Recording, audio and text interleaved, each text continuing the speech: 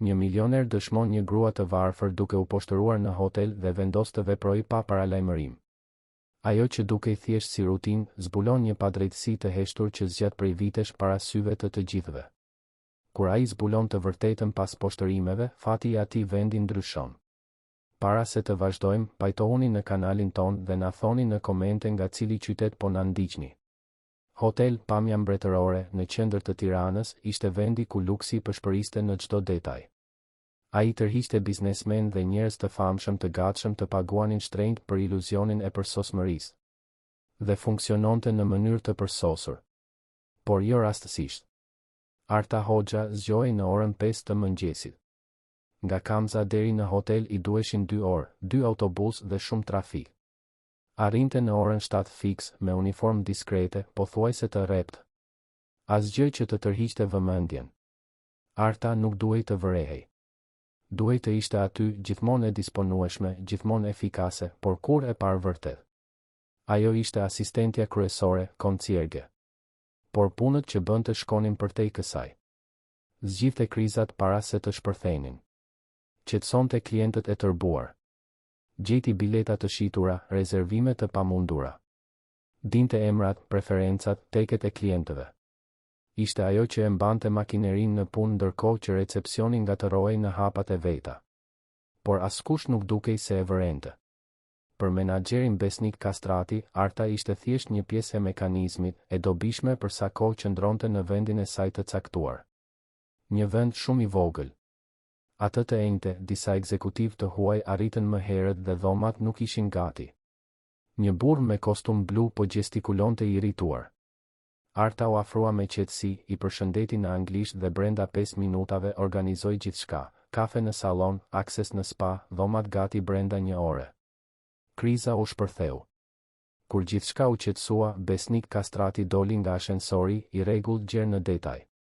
E shikoi Artën me superioritet. Arta, ti nuk je punësuar për të zgjidhur problemet e recepcionit. Puna jote është të hapësh dyert. Lëri vendimet për ata që kanë kompetencë. Fjalia erdhi e ulët por e prerë, e mbushur me helm. Përreth, disa njerëz larguan shikimin. Arta e gëlltiti zemërimin.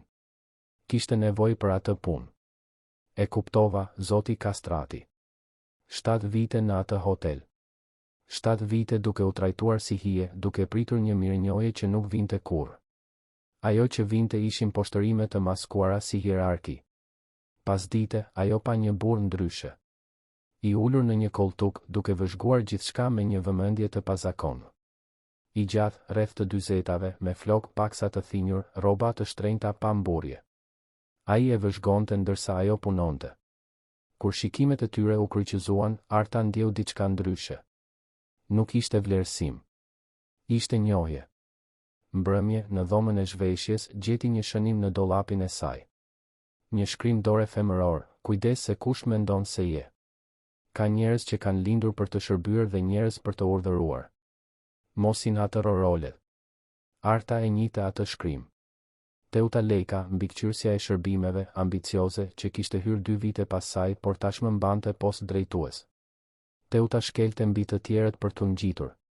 Ajo e bëri shënimin lëmsh. Por fjalët i mbetën në mendje. Teksa dilte, ndaloi para dyerve rrotulluese. Po sikur të mos kthehesha kur më. Ideja e trembi. Por i solli një lehtësim të çuditshëm. Ishte e lodhur duke qenë e padukshme. E lodhur duke qenë e vogël. Ndoshta ishte koha për t'u larguar. Për të hapur një derë për veten e saj. Arta doli me vendimin pothuajse të marrë. Pothuajse. Sepse kishte ende një shpresë kokfort. Por ajo nuk e dinte se dikush po i kushtonte vëmendje. Dhe se kjo vëmendje do të ndryshonte gjithçka. Mëngjesin tjetër, Arta erdhi me letrën e dorëheqjes në çantë. E shkruar gjatë natës, mes frikës se do të mbetej pa të ardhura dhe nevojës për të rifituar dinjitetin. Letra ishte aty, e palosur, duke pritur. Por ajo ende nuk e dinte nëse do të kishte guxim. Rreth orës 11, Besniku e thirri. Toni ishte serioz. Arta, raporti javor që dorëzove është i paplot. Mungojnë informacione. Kjo është serioze. Arta rudhi ballin. E kishte kontrolluar atë raport 3 herë. Gjithçka ishte aty. Me gjithë respektin, zoti Kastrati e rishikova disa herë. Ishte i plot kur e dërgova. Teuta, e mbështetur në tryez, kryqëzoi krahët. Arta, ndoshta je e lodhur. Ndonjëherë mendojmë se kemi bërë gjithçka mirë, por në nxitim e sipër gabojmë. Nuk ishte gabim, këmbënguli Arta, duke ndjer kurthin. E dorëzova të plot. Besniku tregoi dokumentin e printuar. Kishte fusha bosh. Të dhëna të paplota. Arta ndjeu tokën të ikte nën këmbë. Ajo nuk ishte ajo që kishte dërguar. Do ta anashkaloj këtë herë. Por nuk duhet të ndodhë më. Një gabim i tillë komprometon të gjithë operacionin. Ajo deshi të bërtiste. Deshi të thoshte se ishte gënjeshtër. Por e dinte se nuk do të shërbente për asgjë. Ishte e vetme. Po, zoti Kastrati. Në tualet mori frym thellë. Po ja sabotonin punën.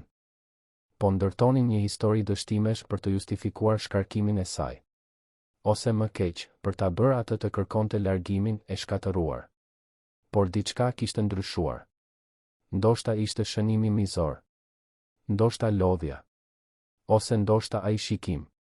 Shikimi i burrit në koltuk. Vendosi të hetonte. Filloi të shënonte oraret, të rishikonte emailet, të ruante kopje të dokumenteve. Nëse ata luanin pisët, asaj i duheshin prova. Pas dite, burri ishte në të njëjtin vend. Ajo u afrua. Mund t'ju ndihmoj? Ai buzëqeshi. Njohje, jo joshje. Sa kohë ke që punon këtu? 7 vite. Dhe gjithmonë je trajtuar kështu? Arta ndjeu një shtrëngim në gjoks. Kështu si? Sikur të ishe e padukshme. Fjala ra si bombë. Arta largoi shikimin, e parehatuar. Unë thjesht bëj punën time. E di. Dhe e bën shumë mirë.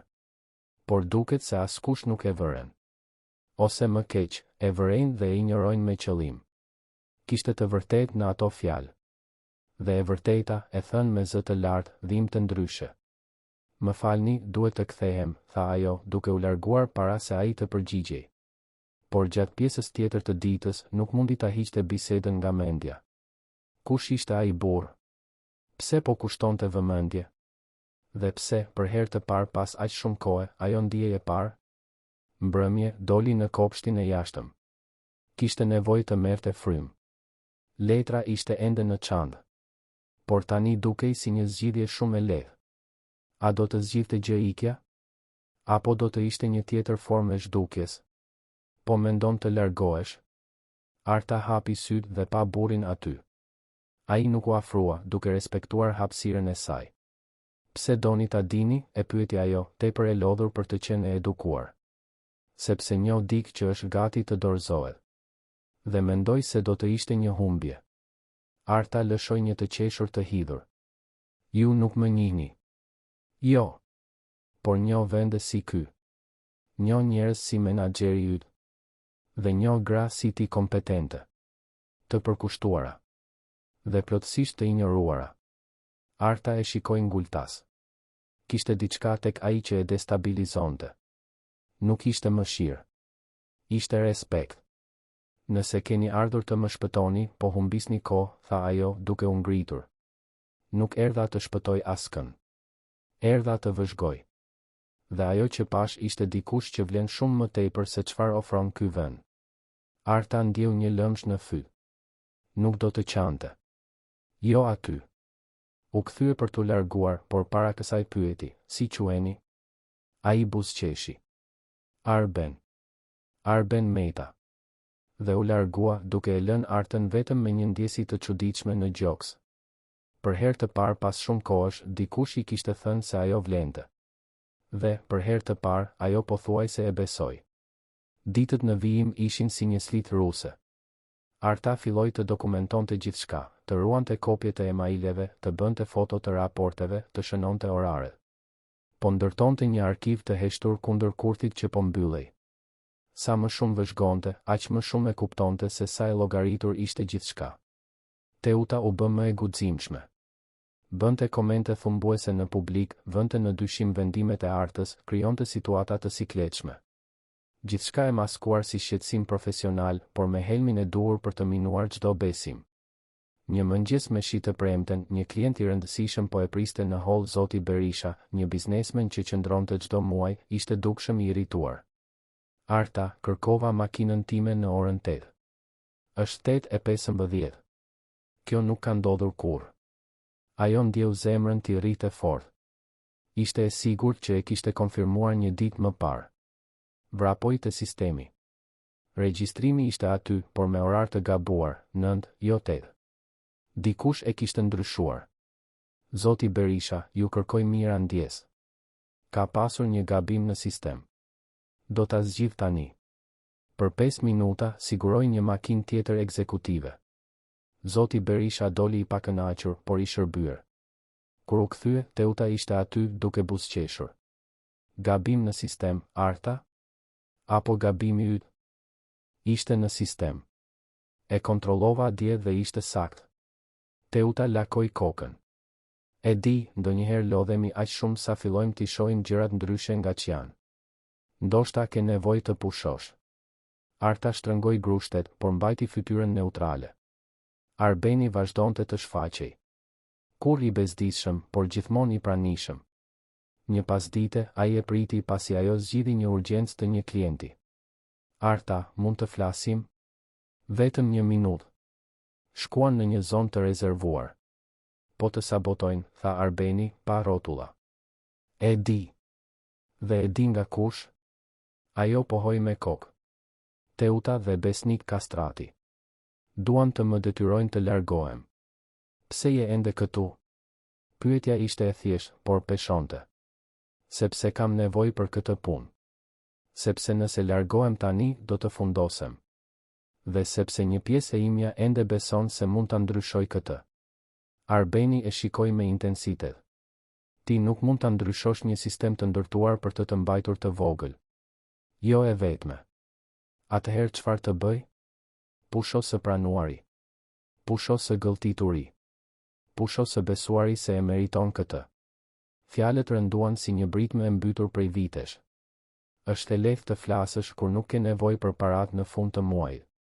Ke të drejtë. Por paraja nuk e blen dinjitetin, Arta. Dhe ti po e shet tëndin shumë lirë. Fjalia ishte si një goditje. Ajo deshi t'ia kthente, por e dinte se Arbeni kishte të drejtë. Po hiqte dorë nga vetja, pak nga pak çdo ditë. Duhet të kthehem në punë. Para se të largohej, Arbeni i kapi lehtë krahun. Ti nuk je e padukshme, Arta. Unë të shoh. Dhe nëse unë mundem, edhe njerëz të tjerë munden. Përfshirë edhe veten tënde. Arta doli me zemër që i rrite fort dhe mendje të turbull. Kush ishte ky burr? Pse i interesonte? Dhe pse po fillonte të besonte tek ai? Atë natë, u thirr në zyrën e besnik Kastratit. Gjeti atë, Teutën dhe Valbona Dautin nga burimet njerëzore. Arta, kemi marrë një ankesë formale nga Zoti Berisha. Ky është incidenti i tretë në 2 javë. Duhet të rivlerësojmë pozicionin tënd. Arta ndjeu gjakun t'i ngrinte. Mund të mbrohem? Valbona ngriti sytë.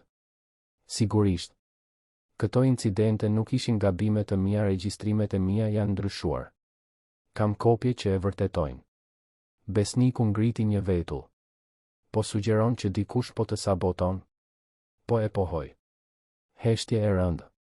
Teuta lëshoi një të qeshur të shkurtër. Arta, kjo tingëllon paranojake, nuk mendon, tha Valbona, me një ton që përpiqej të ishte pajtues, por tingëllonte mos përfillës. Arta e kuptoi se aty nuk kishte vend për të vërtetën. Vetëm për lojën. Dhe ajo po humbiste. Mund të sjell provat nesër. Besniku tundi kokën. Silli. Por deri atëherë je e pezulluar. Ktheu të hënën. Arta doli me këmbë që i dridheshin dhe zemër të thyrë. Jo për pezullimin. Por sepse e dinte që asgjë nga ato që do të thoshte nuk do të kishte rëndësi. Ata kishin vendosur tashmë. Ajo ishte një pjesë e zëvendësueshme. Kur kaloi nëpër hol, pa Arbenin të ulur në koltukun e tij të zakonshëm. Ai e pa gjithashtu. Dhe në atë shikim, Arta gjeti siguri. Sigurinë se nuk ishte vetëm. Dhe se, mbase, kishte ende një shans për ta përmbysur atë lojë. Arta e kaloi fundjavën në një pezullim emocional. Nuk ishte trishtim. Ishte një qartësi e dhimbshme. I kishte kushtuar 7 vite një vendi që nuk do ta njihte kurrë. Kishte pranuar thërrime ndërsa shërbente bankete. Tani, e pezulluar dhe e poshtëruar, kishte 2 zgjedhje: të largohej me kokën ulur ose të luftonte për diçka që mbase as nuk ja vlente. Të shtunën, mori një mesazh nga një numër i panjohur. Arta, jam Arbeni. E mora kontaktin tënd nga recepcioni. E di që mund të duket ndërhyrje, por duhet të flas me ty. Jo për hotelin. Për ty mund të takohemi? Pjesa racionale i bërtiste ta ignoronte. Pjesa emocionale, e lodhur duke qenë gjithmonë racionale, u përgjigj po. U takuan në një kafene diskrete pranë liçenit artificial, larg hotelit. Arbeni erdhi ndryshe. Këmish e thjesht, xhinse. Më i afërt. Më i vërtet. Faleminderit që erdhe. Nuk e di pse erdha. Por mendova se të kisha borxh një bisedë. Nuk më ke borxh asgjë. Por gëzohem që pranove. Heshtje. Pastaj Arbeni foli. Unë e di kush je ti. Jo vetëm nga ajo që pash, por sepse desha ta dija. Pyeta për ty, bisedova me punonjësit. Dhe zbulova dikë që e mban atë vend në punë ndërkohë që mban fajin për çdo gjë që shkon keq. Dikë që ka frikë të largohet sepse beson se nuk do të gjej asgjë më të mirë. Por gabohesh. Arta largoi shikimin. Ju nuk e dini se çfarë do të thotë të zgjohesh pa sigurinë e asgjëje. Nuk e dini se çfarë do të thotë të varet nga një rrogë që mezi paguan faturat. Ke të drejtë. Nuk e di. Por di se çfarë do të thotë të nënvlerësohesh. Di se çfarë do të thotë të luftosh për respekt në vende që të duan të vogël. Dhe di të njoh kur dikush është gati të heqë dorën nga historia e vet. Dhe çfarë doni të bëj? Të largohem dhe të bëj çfarë? Ti je tashmë dikush, Arta. Ti bën gjithçka që bën një menaxher. Zgjidh kriza, menaxhon njerëz, parashikon probleme. Diferenca është se e bën pa titull, pa mirënjohje, pa rrogë të drejtë. Kjo nuk është mungesë kompetence. Kjo është shfrytëzim. Fjalët ranë si bomba. Edhe nëse keni të drejtë, çfarë ndryshon kjo? Ndryshon gjithçka. Sepse kur kupton që problemi nuk je ti, pushon së pranuari të papranueshmen. Arta e shikoi atë, vërtet e shikoi. Jam e raskapitur, Arben. E raskapitur duke luftuar vetëm. Ai zgjati dorën dhe preku lehtë të sajën. Atëherë pusho së luftuari vetëm. Prekja mbarte një rrymë elektrike. Arta ndjeu diçka brenda saj të thyej. Nuk ishte dobësi.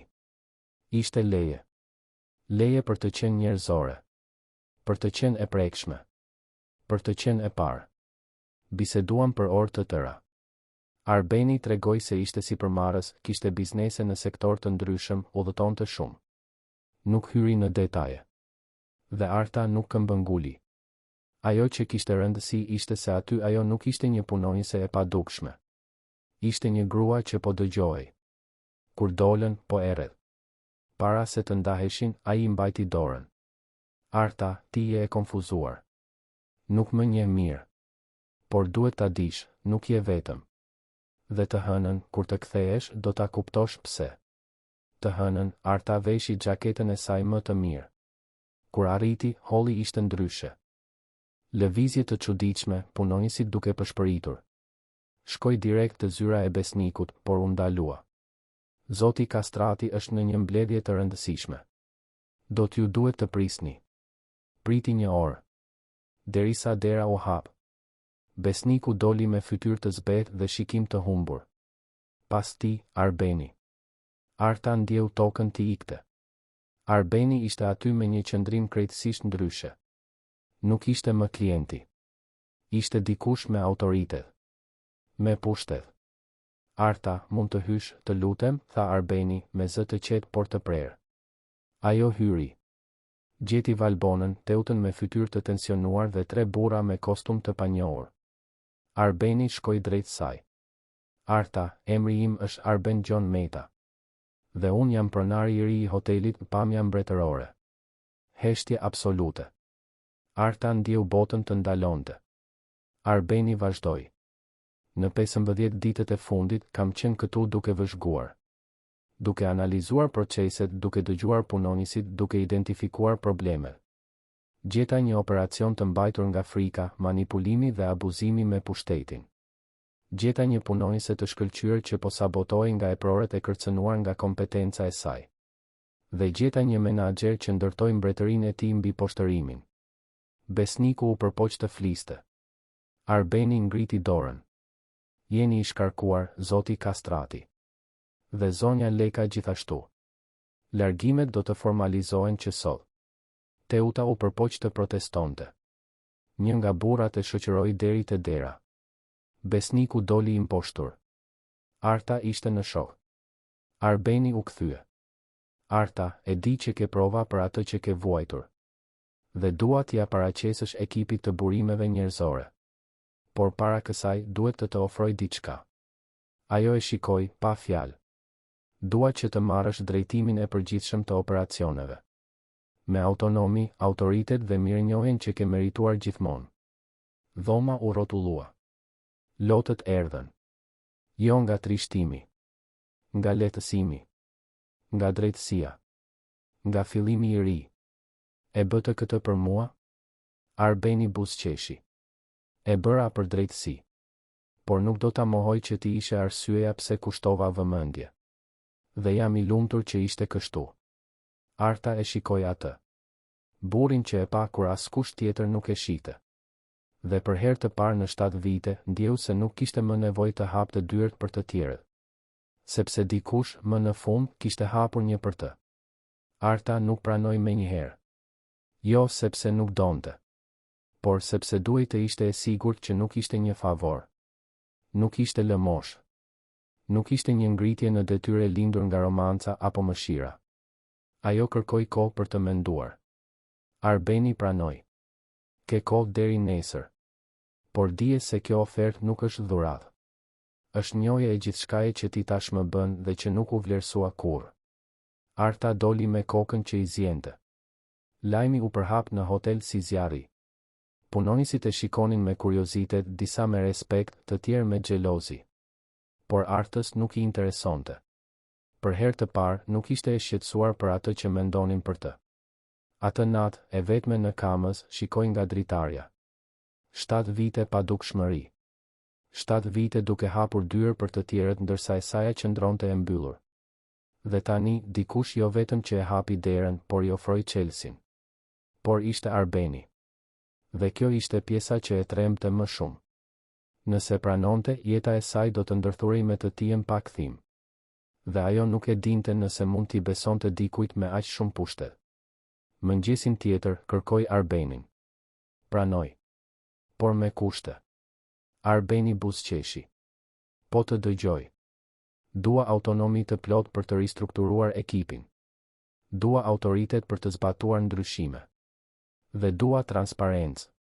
Nëse e marr këtë post, është sepse e meritoj, jo sepse unë dhe ti kemi çfarëdo që të jetë kjo. Arbeni u ngrit dhe eci drejt saj. Të ofrova këtë post sepse je personi më kompetent që kam parë në këtë hotel. Ajo që ndodhi mes nesh nuk e ndryshon këtë. Por as nuk do të shtirem sikur nuk ndjej asgjë. Kështu që po e lëm kështu, ti merr postin, bën punën që duhej të kishe bërë gjithmonë dhe pastaj, kur të jesh e qetë, flasim për pjesën tjetër. Pa presion. U morëm vesh. Ditët e para ishin intensive. Arta mori drejtimin dhe filloi të riorganizonte gjithçka. Bisedoi me çdo punonjës, dëgjoi ankesat, identifikoi problemet. Zbuloi se nuk ishte vetëm ajo që vuante. Kishte një sistem të tërë abuzimesh, favoritizmash, pa drejtësish.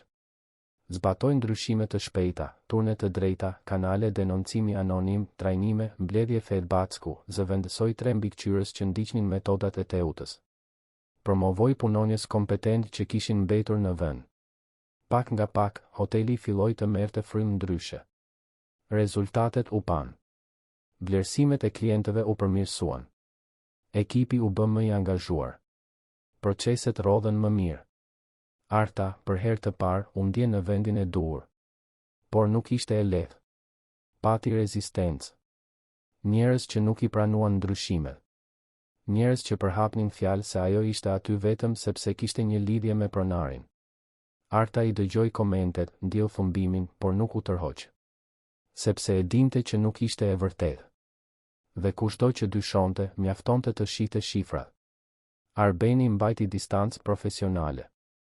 Shfaqej për mbledhje strategjike, rishikonte raportet, miratonte investimet, por kur nuk ndërhyri në vendimet e saj.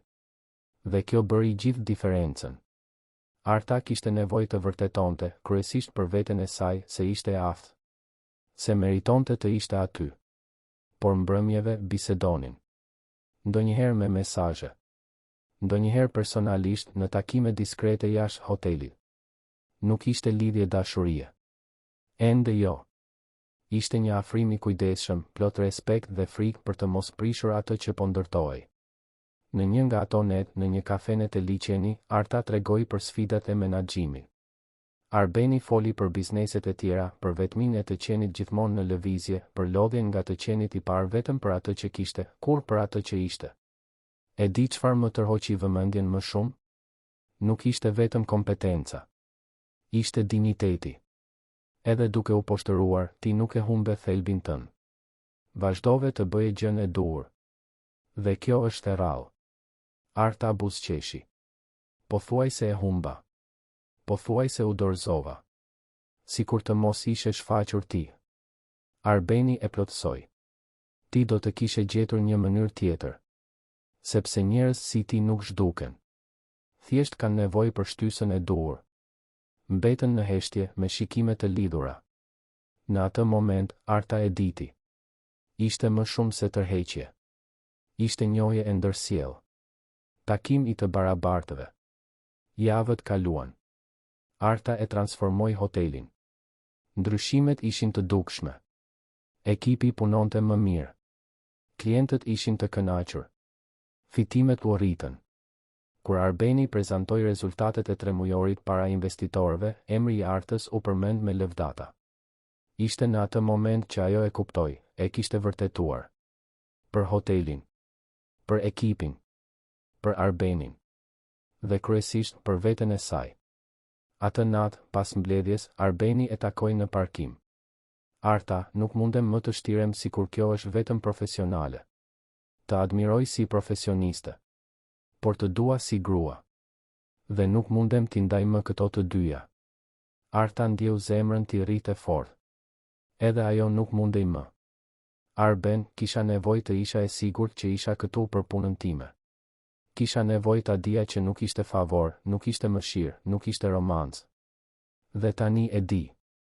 Tani mundem. Nuk e përfundoj. Ai u afrua, I kapi fytyrën dhe e puthi. Nuk ishte një puthje e turpshme. Ishte puthje sigurie. Dorëzimi. Premtimi. Kur u ndan, Arta ishte pa frym. Por për herë të parë pas shumë kohësh, ishte e plotë. Jo sepse Arbeni e plotësonte. Por sepse I kishte dhënë leje vetes të ishte e tërë. Profesioniste dhe grua. E fortë dhe e prekshme. Kompetente dhe e dashuruar. Aty, në atë parkim, në ndritat e dobëta të natës tiranase, Arta e kuptoi se historia e saj nuk ishte për t'u shpëtuar. Ishte për të njohur veten. Dhe për të gjetur dikë që e shihte saktësisht ashtu siç ishte, e mjaftueshme. Gjithmonë kishte qenë. 3 muaj më vonë, hotel Pamja Mbretërore ishte një tjetër. Jo në strukturë, por në thelb. Ekipi punonte me respekt të ndërsjellë. Proceset ishin të qarta. Promovimet ishin të drejta. Dhe Arta ishte në komandë, jo si një mashtruese që priste të zbulohej, por si dikush që I përkiste atij vendi. Sepse e kishte ndërtuar. Sepse e kishte merituar. Arbeni vazhdonte si pronar, por ndante kohën mes hotelit dhe investimeve të tjera. Mbajtën një marrëdhënie profesionale të patëmet gjatë orarit të punës. Në mbledhje, Arta prezantonte rezultatet, propozonte ndryshime, sfidonte vendimet kur ishte e nevojshme. Dhe Arbeni e mbështeste, jo si mbrojtës, por si partner që kishte besim në punën e saj. Por jashtë hotelit ishin diçka tjetër. Dy të rritur që kishin zgjedhur të ishin bashk, pa nxitim, pa drama, pa pasur nevojë të vërtetonin asgjë. Darka të qeta. Biseda të thella. Heshtje komode. Një marrëdhënie që nuk ishte për rrallë, por ishte e vërtetë. Dhe kjo ishte më mirë. Arta ende banonte në Kamës. Refuzoi ofertën e Arbenit për t'u zhvendosur në një apartament më afër që do ta paguante ai. Kishte nevojë të ndërtonte pavarësinë me paratë e veta. Dhe tani, me rrogë të drejtë, ia dilte. Po kursente për të blerë apartamentin e saj. Të fituar prej saj. Një mëngjes, ndërsa rishikonte grafikët, mori vizitën e Blertës, një punonjëse e re e promovuar së fundmi si mbikëqyrëse. Ishte nervoze. Arta, mund të flas me ju? Sigurisht. Ulu.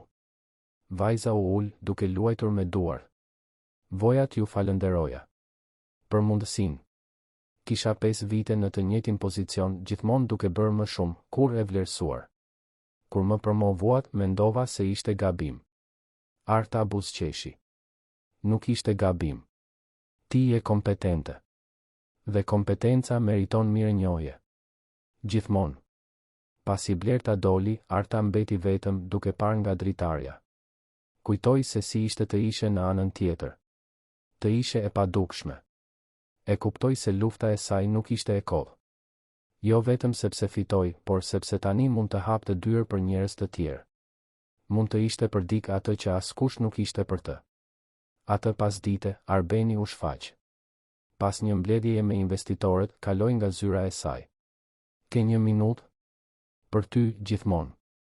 Shkuan në Tarac, një vend i qetë me pamje nga qyteti. Arbeni i kapi dorën duke ndërthurur gishtat.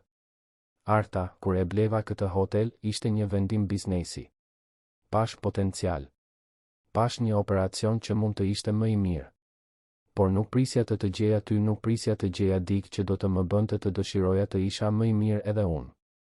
Ajo i shtrëngoi dorën. Arben, ti nuk më shpëtove. Ti më pe. Dhe kjo bëri diferencën. Por ajo që shpëtoi veten isha unë. Kur vendosa të mos pranoja më poshtërim. Kur vendosa të luftoja për atë që meritoja. Ai buzëqeshi. E di. Dhe prandaj të dua. Jo për personin që të ndihmova të jesh. Por për personin që ke qenë gjithmonë dhe që më në fund gjeti hapësirë për të ekzistuar. Ishte hera e parë që ai e thoshte këtë. Dhe Arta e kuptoi se edhe ajo e ndjente. Nuk ishte një pasion i rrëmbyeshëm telenovelash. Ishte një dashuri e ndërtuar mbi respektin, admirimin dhe bashkëpunimin. Edhe unë të dua. Por duhet të kuptosh një gjë. Nuk do të jem gruaja që jeton në hijen e burrit. Nuk do të jem grua trofe, shoqëruese diskrete. Nëse kjo kthehet në diçka më serioze, unë vazhdoj të jem Arta Hoxha, menaxhere e përgjithshme e këtij hoteli, që punon, vendos, gabon, qëllon, rritet. Kjo nuk është e negociueshme. Arbeni e tërhoqi afër. Nuk të dua ndryshe. Dua gruan që debaton me mua në mbledhje kur mendon se jam gabim. Dua gruan që nuk pranon më pak se çfarë meriton. Të dua ty të plodh. U puthën aty në Tarac, ndërsa Tirana merrte frym përreth tyre. Arta ndjeu se më në fund ishte aty ku duhej të ishte. Jo sepse dikush e vendosi, por sepse ajo luftoi për të arritur. 6 muaj kaluan. Hoteli fitoi çmime. Arta u ftuar për ligjërata mbi menaxhimin. Historia e saj frymëzoi gra të tjera të mos pranonin më pak. Ajo, që një ditë ishte e padukshme, tani ishte e parë. Jo si viktime e shpëtuar, por si grua që refuzoi të zhdukej. Arbeni i kërkoi dorën në një darkë të thjeshtë, pa drita projektorësh. Vetëm ata të dy. Arta tha po. Jo sepse kishte nevojë, por sepse donte të ndërtonte me të. Javën pasuese, në hollin e hotelit, vëzhgonte lëvizjet. Dhe aty, në mes të gjithçkaje, ishte një punonjëse e re duke hapur derën, duke organizuar valixhet, duke zgjidhur probleme. Arta e vëzhgoi dhe pa veten e saj vite më parë. Ajo u afrua. Si quhesh? Vajza u tremb pak. Edona, zonjë. Edona, e pash punën që po bën. Pash se si zgjidh problemet para se të kthehen në krizë. pash për kushtimin tënë. Kjo nuk kalon pa u vënë re. Javën tjetër dua të flasim për një mundësi rritjeje. Ti ke potencial. Dhe potenciali meriton hapësirë. Sytë e vajzës shkëlqyen. Faleminderit, zonjë. Shumë faleminderit. Arta buzëqeshi. Mos më falëndero. Vetëm mos lejo askëm të bindë se je e padukshme. Sepse nuk je. Askush nuk është. Atë natë, duke prekur derën rrotulluese që e hapi aq shumë herë, Arta ndaloi. Shikoi pas drejt hollit të ndriçuar, drejt hotelit që nuk ishte më burg, por arritje. Dhe e kuptoi se historia e saj kur nuk kishte të bënte me të qenit thjesht një kalimtare. Kishte të bënte me të mësuarit se, kur dikush refuzon të pranoj poshtërimin si fat, kur dikush vendos se meriton më shumë, asnjë derë nuk qëndron e mbyllur për gjithmonë. Sepse Chelsea ishte gjithmonë tek ajo. Ishte gjithmonë në duart e saj. Mjaftonte të kishte guximin për ta përdorur. Dhe Arta e përdori. Dhe më në fund, ishte e lirë. Nëse besoni se fati mund të rishkruhet, se dashuria mund të lulëzoj aty ku pritet më pak, dhe se edhe sfidat më të mëdha mund të mposhten nga ata që kryqëzohen në botë të kundërta, atëherë historitë e mia kanë diçka për t'ju thënë. E jani, zhytuni në këto rrëfime jetës që takohen dhe transformohen. Më e mira ende nuk ka ardhur. Dhe, kush e di, mbase e gjeni veten në njërin prej tyre. Rrëfej histori prej disa vitesh dhe është kënaqësi të ndaj me ju çdo kapitull, çdo emocion. Nëse ju pëlqeu, mos harroni të bëni pëlqim, të pajtoheni në kanal dhe të lini në komente qytetin nga ku i dëgjoni këto rrëfime. Do të dëshiroja shumë të dija se nga vini dhe si fjalët e mia arrin deri aty. Deri herën tjetër.